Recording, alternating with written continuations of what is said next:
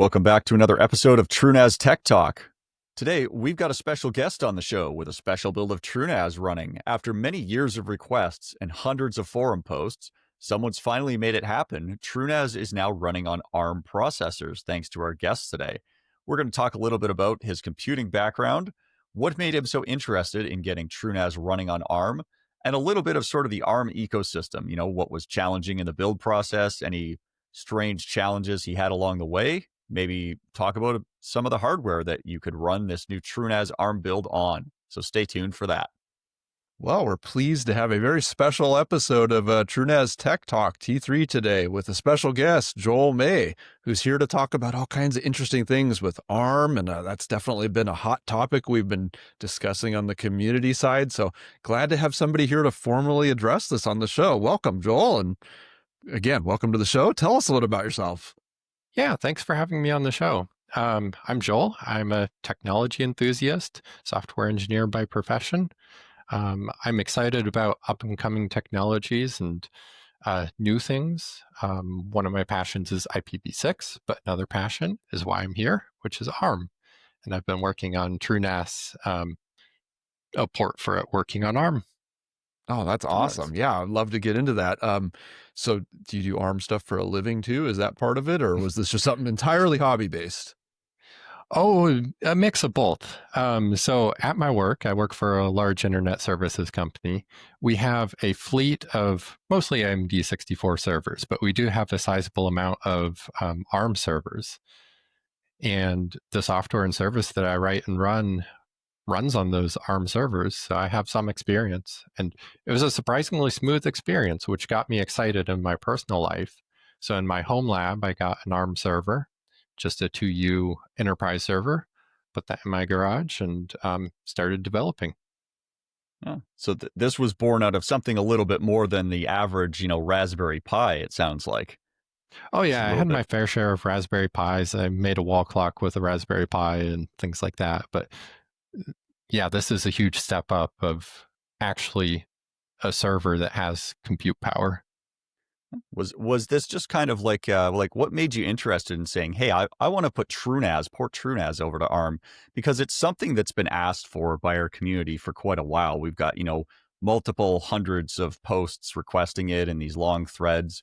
And up until you sort of took the initiative and jumped on it, it was always, there was this demand, but nobody had jumped in to say, you know what, I'm going to make this happen. And so we're definitely thankful. I'm just kind of wondering, what was it that sort of twigged your interest and said, the thing that I'm going to port to ARM now is TrueNAS? Yeah. So I've been a big fan of TrueNAS for a long time. And when I got the new server, it was much better than my old server, my AMD64 server. So I was trying to figure out, how do I migrate all my applications? How do I migrate all my services to the new server? And TrueNAS wasn't there, but it looked like it was so close. It's based on Debian. It's like, you just got to compile it. It should be simple, right? Yeah, famous last words. It should be, right? Yeah.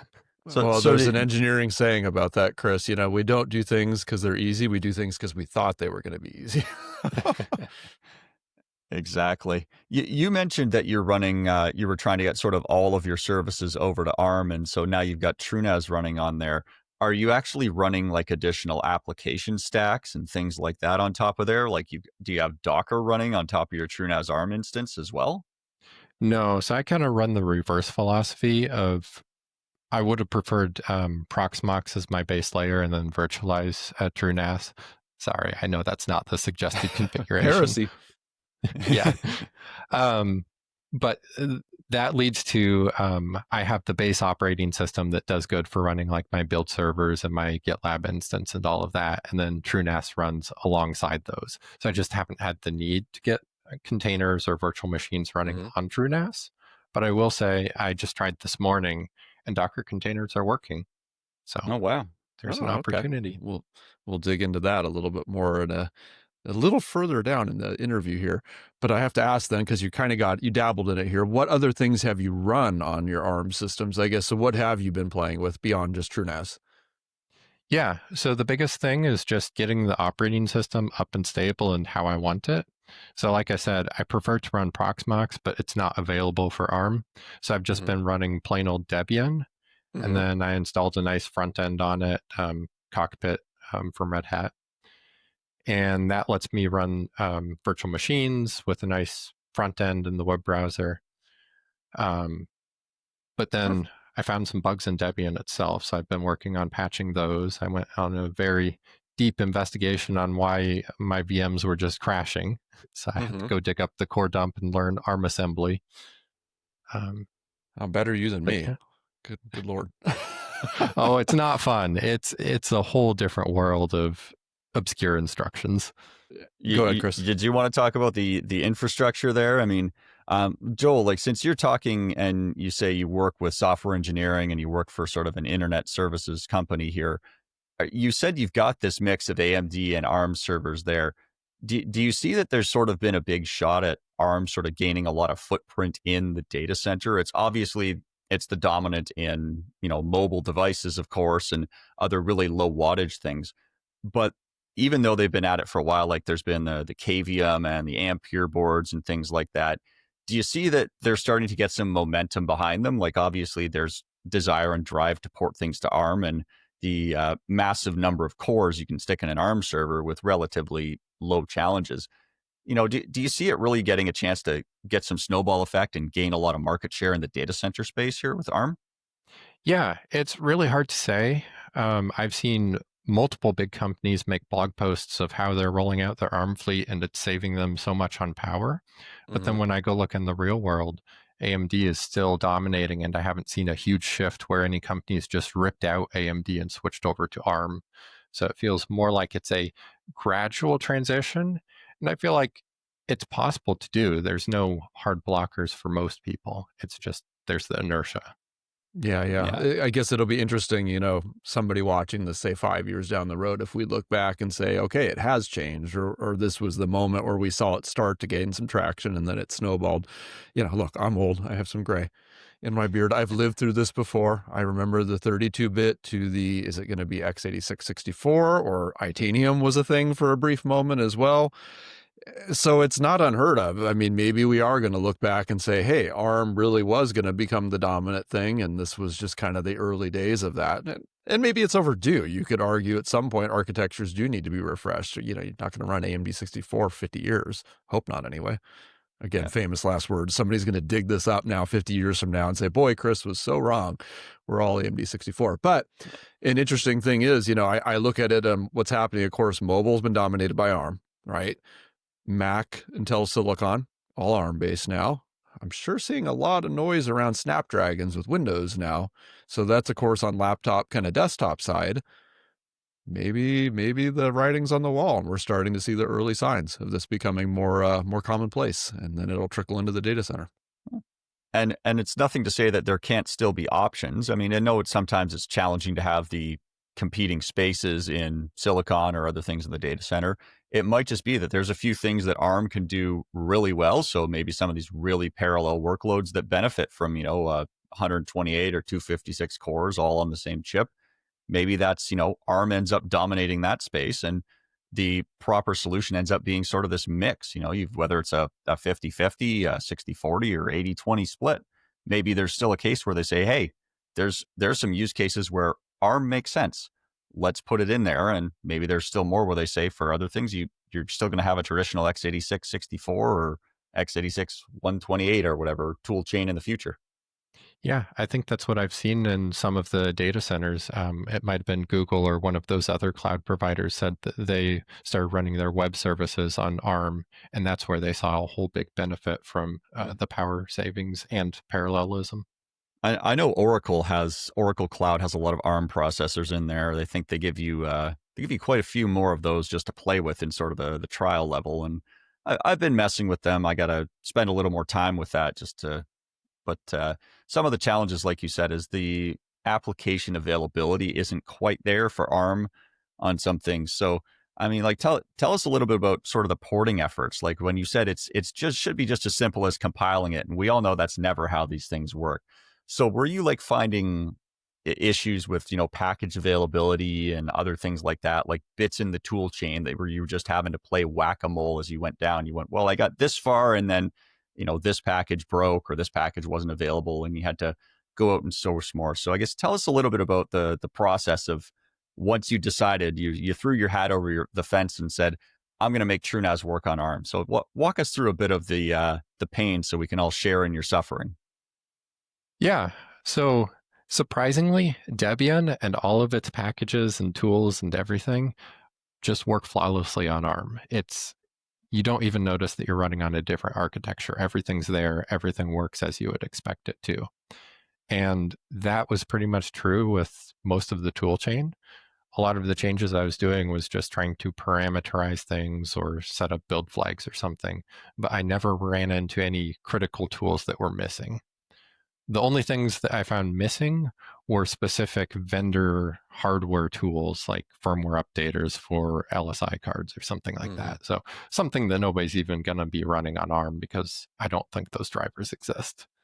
Well, I mean, we're talking about drivers here. I mean, the obvious question people are going to ask is, hey, what kind of reference hardware were you testing on? Maybe you can, maybe you can't share that. And what else have you tried testing it out on, or what have you heard other people giving it a shot with? I know, Chris, I think you were trying it. You've got a Mac in the office, so you put TrueNAS on ARM on that. I saw some people saying, hey, can I literally run this on a Raspberry Pi? And I think you might have had a couple recommendations for hardware just in a vague sense, Joel, right? Yeah, so I personally have been running it on the enterprise server I got. It's a Lenovo 2U. It's ancient by now. It's like 2018 or something. But it's an Ampere processor, has 64 cores. So it's a nice beefy system. And that's where TrueNAS has an opportunity to shine, where you can give it all the RAM it needs. You can give all the compute it needs. A lot of the computers people think of when they hear ARM are like these single board computers like Raspberry Pis and the low end devices. Unfortunately, TrueNAS isn't going to shine there very well. Those just don't have enough resources. But I've heard some people in the forums have been installing it in, I think it was Parallels on Apple Silicon, and I've heard that works well. Yeah, I'm using it there. It works pretty darn well. And it's nice because, I'm on a laptop with an M4 processor playing with it here. And, you can run the AMD 64 version of TrueNAS, but it's emulating. Very, very slow. Or you can get the ARM build and it's like, wow, it's amazingly fast again. This is great. Yeah, I think there's some opportunity in the very high-end single-board computers as long as they conform to what a computer is, in the sense of it has a working UEFI implementation that's actually robust. So that rules out most of the single board computers. But potentially the higher end Raspberry Pi 4s and 5s might fit the bill. I'm not sure. Nobody's tested it and told me the results. Yeah, wow. We don't have a fully, spec list of hardware for this, but absolutely, if anybody is testing this out, please do let us know, what is and isn't working for you. I think there's a spec from ARM. I think it's called System Ready. Yes. And that kind of says, in order to get this, you have to have a functional EFI boot. So that's the biggest requirement there, as I understand it, Joel. And then from there, it's just the general, you want to throw as much RAM as you can, start with our minimum of 8 gigs, which thankfully you can get on a Raspberry Pi now. But then once you grow beyond there, maybe you're looking to find one of those old Lenovo servers running an Ampere processor or something. But obviously that's a different class from, like you said, what most people think of when they think ARM. They're thinking, hey, maybe I'll get this, nice, quiet little 2-bay that's going to park in my living room. I imagine whatever Lenovo server you've got is far from living room appropriate there, Joel. No, it was in my office for a while, and that was frustrating. So it's in my garage now. It was an ear-piercing experience, I imagine. Yes. So from the hardware perspective, the obvious question is a lot of these SBCs, they only have maybe 1 or 2 drive ports. And I heard you mention things about like the LSI firmware updater. So were there other sort of hardware challenges you had to pick out where it was basically you have to adhere to what's got an ARM driver? So were there things like drivers for your HBA in there, drivers for network cards, things like that? Can you tell us of any other weird things you had to make decisions for or consciously avoid? Yeah, so there wasn't really much pain in that front. While I was developing, it's all been running in a virtual machine, so drivers are kind of solved. They're all para-virtualized. But when running on real hardware, you basically just get all the drivers that Debian provides you. So it's not that there's less support for TrueNAS. You just kind of benefit from the wealth of what exists. And if the server's going to run Debian, it should run it fine. Yeah, and I'd say even because we build a little newer kernel than typically Debian ships with as well, so you probably got slightly better odds as well. Oh, that's excellent. Well, how about on the runtime side? What's your experience been? Because one thing that, historically had been a concern here when we talked about this in the past was ZFS on ARM. Specifically, I don't think that's a well-tested combination. I imagine there's some folks who've done it, but what's your experience been with that? Is it okay? Have you seen anything weird, any quirks, anything to warn people about? Yeah, so my network infrastructure is lagging behind a little bit, so I haven't been able to run it at its full performance, full tilt to see where the bottlenecks are. But I will say streams 4K movies just fine over Samba, so it satisfies my use case. Okay, well, that's good to know. But there was nothing you had to tweak on the ZFS side to make it compile or build with our special version of ZFS? No, not at all. That just built and ran flawlessly. Oh man, you're saying we made it too easy for you. I should have picked something harder. Jeez. Yeah. Now you did have to go to debug some, core dumps and other issues on the Debian side. So, okay, fine. Yeah, he did the hard part of learning the ARM assembly to find out those few little pain points. So we definitely thank you for stepping in front of that bus on behalf of our engineers. So you said you're streaming 4K movies over Samba. Have you done anything with, like, say, your Plexes or Jellyfins or anything like that to see, like, are there ARM variants of that work well enough? I've started researching into those. I haven't actually set those up yet. I believe there's Jellyfin, which is my preferred platform. There's Home Assistant, which is a different topic, but that runs well also. So I say Home Assistant, you usually run as a VM these days, I would assume. So it's just a VM on top of it. Okay. Yeah, that makes sense. Yep. Actually, I should look at that. Man, now I got to get an ARM system for my house. That's not a bad idea because I'm thinking of the power savings. I have a few of these systems up 24/7, of course. Yeah. Yeah. So for my streamer, my set-top box has the Samba client in it, so I haven't had to set up any of the Jellyfin servers, but I'm going to get there someday. I imagine our community is going to be eagerly one of the first ones to do that. They'll say, well, if it's possible, we want to make it happen. It's they're very eager and very enthusiastic about that. And nobody's sort of exemplifying this more than you here, Joel, where you said, I'm pretty sure putting the whole OS on a different architecture is possible. I'm going to do it. Yeah. Well, I got to ask, you've had some feedback because obviously the news about this went out a couple weeks now. Have anybody reported any weird issues or anything, any success stories, anything you want to touch on as other people potentially hear this interview and say, hey, I'm going to go try that too? No, none of the feedback I've received has been negative. I haven't received any bug reports. The only limitations that I know I found myself, and that's that apps don't work, which I'm not surprised. But yeah, otherwise, all the core features have been working fine for me. People on the forums have said that it runs fine in their virtual machines. Okay, well, that's good. Good start then. Sounds promising. I will have to go play. You said the apps don't work. I assume that's our apps catalog specifically? Yes. Oh, damn it. That probably means we have AMD 64 hard-coded in places, I'm guessing, or we're not pulling the ARM variants. Yeah, it probably just means the apps don't work yet. Is the keyword. The apps don't work yet. Yeah. Give us a little time. If there's demand, it's solvable. But for my use case personally, I'm focusing on the can it serve files on my network. So I'm not super motivated to do that unless other people are telling me this is a feature I really want. Yeah. Well, this was the classic problem and why we had to put the call out, Joel, which I assume you saw at one point on the forums. We had this chicken and egg scenario where a lot of people were saying we want it, but there was no like business case for it yet. And I think we talked about this on a previous podcast where we just didn't have a product that made sense to say, yeah, we're going to go and like invest resources in making this work. Right.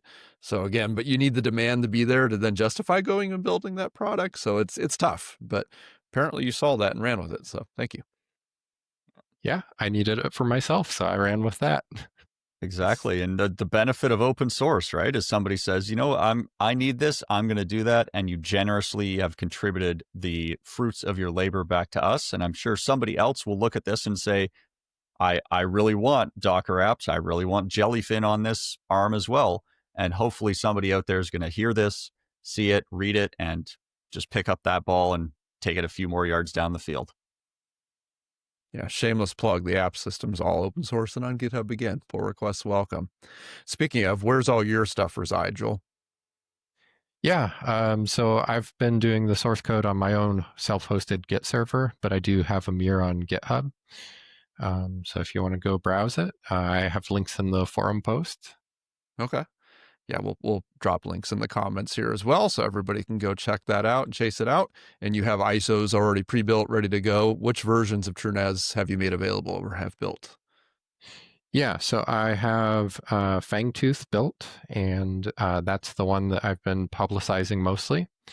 I do have nightly builds going for whatever's on the master branch, which is Half Moon now, it looks like. Yeah, we just branched a week ago. Yeah.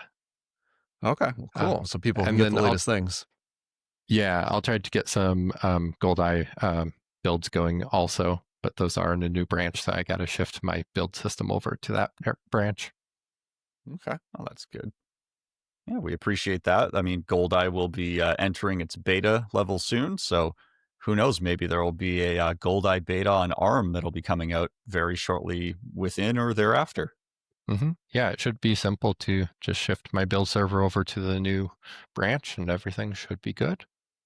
Excellent. Well, that means we'll be keeping an eye out now in the future, seeing if more and more people are running that magic AARCH64 tag. We can see that when people phone home and say, hey, this is what I'm running. And of course, I will encourage folks out there, you ARM enthusiasts. Again, I know there's a lot of you out there because this has been some of our most talked about topics and threads we've had in just for many years now on the TrueNAS forums and elsewhere. You know, come out of the woodwork, come help Joel, try it out, test it, feedback. Even if the feedback is thumbs up, it works great. That's valuable because we know we're doing something right, and Joel knows he doesn't have a bug here to go chase down. You just want to know that people are using it and having some measure of success.